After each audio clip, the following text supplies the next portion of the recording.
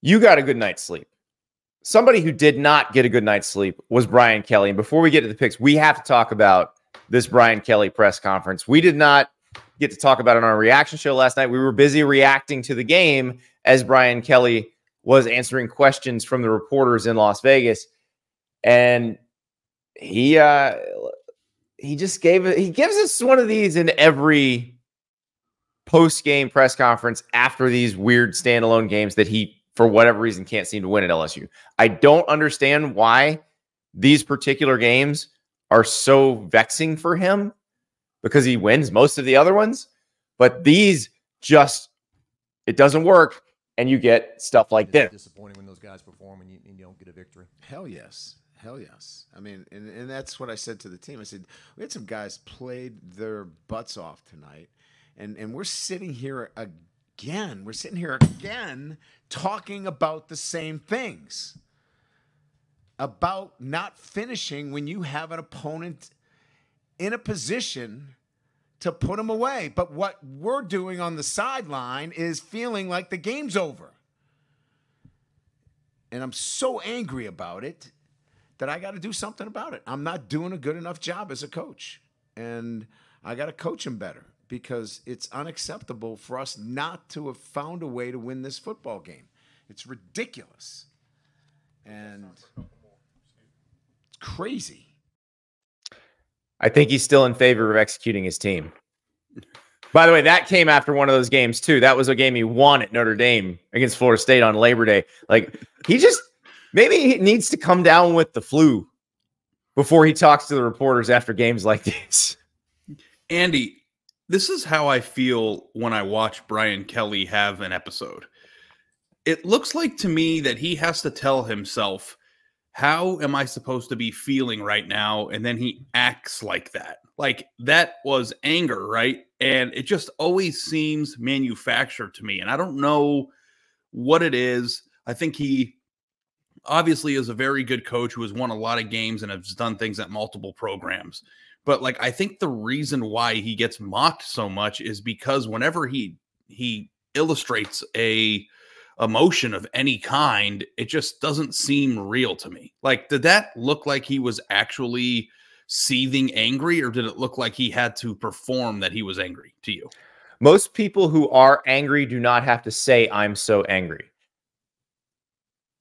The anger just shines through in your words and your actions and your demeanor. Yeah. You don't have to say it.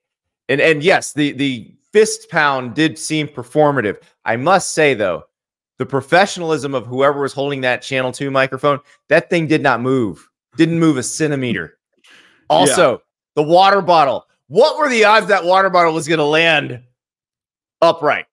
That was impressive. It seemed like something that we'd be analyzing on the History Channel 50 years from now if we ever had, if that was like a more controversial situation. I don't know. I think that Brian Kelly understands the job that he took. Obviously, I think he knows the importance of winning these games.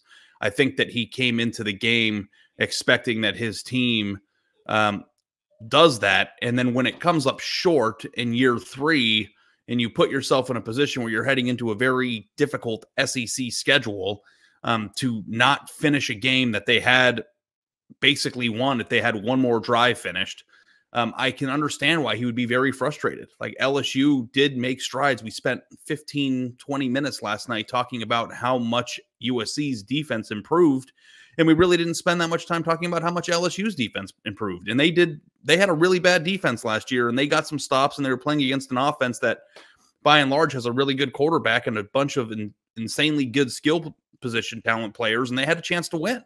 They were one drive away in the fourth quarter from going down the field, scoring a touchdown, and putting the game away, and they didn't. So, yeah, and we know the standard at LSU. We know what the LSU fans are expecting from their coach, from their team. They fell short, but it just, the anger is reasonable. It just doesn't seem like real anger to me. I don't know what it is about him, but that's just how I feel every time he elicits any sort of emotion. You want to go to Texas, Michigan, and Ann Arbor? Ari and I will be there. You want to see us there? Download the Game Time app. Use that code STAPLES. There are tickets. The code STAPLES will give you $20 off your first purchase. Terms apply, of course. but they have tickets to everything. They also have this new GT Picks feature.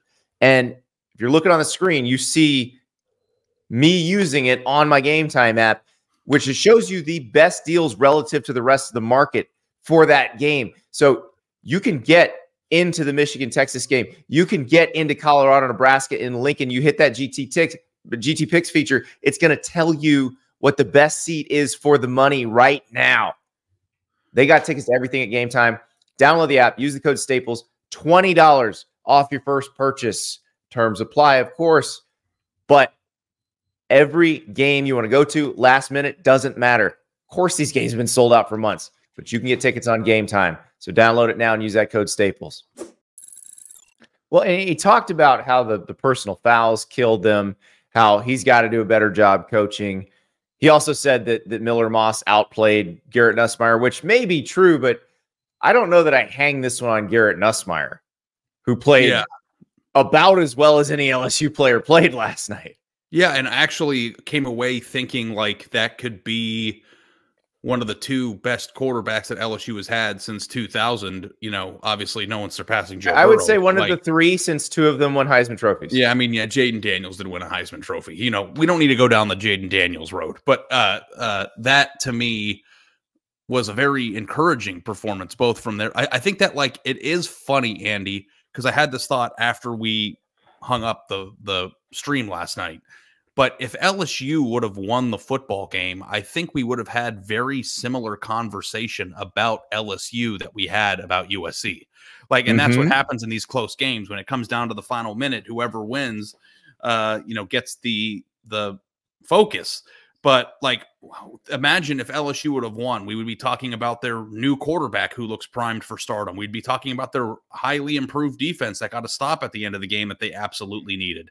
And instead, we talked about USC and all of their improvements. But I think that LSU certainly made strides, especially on defense during the offseason. It just gets overshadowed when you don't finish a game against a team that, you know, frankly, they could have beaten. Yeah, and we had somebody in the chat last night say, hey, you know, you could have just watched the Texas is back game. You don't know if you did or not. And he's right about that. And that's another Brian Kelly loss there. That was Texas beating Notre Dame in 2016.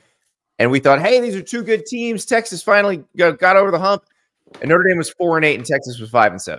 So we don't know what we saw last night. And we won't know until we've seen these two teams against some other people. But I do get the sense that USC's defense looked better. But you're right. We would have said the same thing about LSU's defense because it did look better.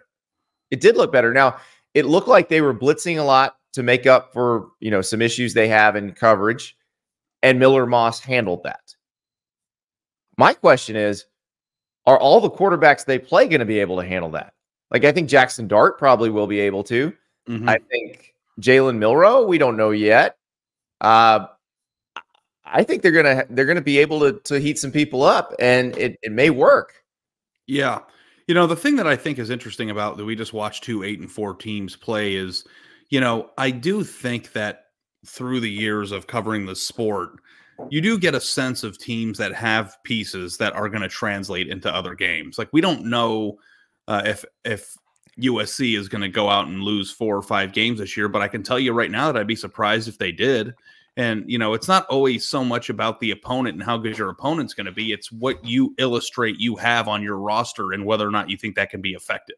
Like USC's players that were getting open last night, Zach Branch is not good because they were playing LSU. Miller Moss didn't look good all the time because they're playing LSU. They have pieces in place that will perform and translate very well into the Big Ten, especially if half their schedule is former Big Ten West teams that are just no longer in a side of the conference. So, like, I do think that it was very easy to assume that USC could be a 7-5, 8-4-ish type team coming into the year, because if you can't stop anybody again, then, you know, you're in a situation where the Big Ten's just going to wear you down and beat you. But if you, I am so much more confident that USC can get stops. I'm even more confident that LSU can get stops. Why? Because I'm very confident in the quarterback play that we saw. Like, I mean, how many games did we watch on Saturday where it was a Power 5, Power 4 type national championship contender go an entire half against an FCS or a MAC team and not look that good? Like you can't be like, oh, well, both of these games are teams are 8-4 and we didn't really learn anything. It's like, okay, well, then did we not learn anything from Oregon going into the fourth quarter with Idaho? Like, I mean, I do think that it is opponent based to a certain extent, but it's also the look about it. Like, I do think that both of these teams had a look about them that made me feel like, to borrow your word, will travel to further games in the future. Because I don't think Garrett Nussmeier stinks. I don't think Miller Moss stinks.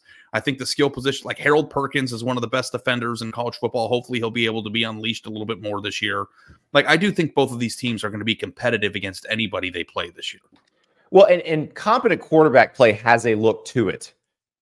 And you certainly saw that from Miller Moss and Garrett Nussmeier. Like, you can tell, even like, there are teams that are good that have less than competent quarterback play, but the talent around them makes up for it. This was not that case. This was a case where these guys both clearly are very comfortable in that offense and great at running it.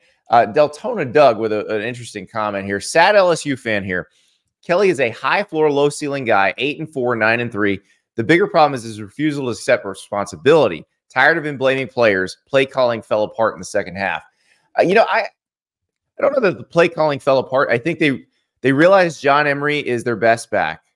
I'm assuming he was not allowed to play in the first half, and that's why he didn't play in the first half. I think that changed some stuff. I do wonder if John Emery had played the whole game, is it called differently? Yeah. You know what struck me in that game? And I think we probably should have talked about this last night, but the good news is we get to talk about it every day. I get to see your beautiful face. Talk about it tomorrow too. There was a sequence after LSU went up by 4. They got a stop. Remember that bad possession that USC had offensively where they had the penalty. They were backed up, and I think it was 3rd and 23 from inside their own 20. Then they punt the ball back. LSU gets the ball back, and they're facing a 3rd and 1. And I'm not 100% sure, but I'm fairly certain that Emery was the ball carrier on this play, and USC stuffed them on 3rd and 1. Like, that, to me, I think was the most critical sequence of the entire game because USC is not supposed to stop a SEC team on 3rd and 1. 2, LSU is supposed to be able to gain a yard against anybody on 3rd and 1. And then it kind of flipped the game and allowed USC to get back into it. So, like, the thing that I think is most interesting about Brian Kelly's post game isn't that he slammed his fist in a performative way to illustrate anger. I think it's some of the comments that he made that would rub me the wrong way if I played for him. Like, I do not think that, like, Garrett Nussmeier is the reason they lost that game yesterday.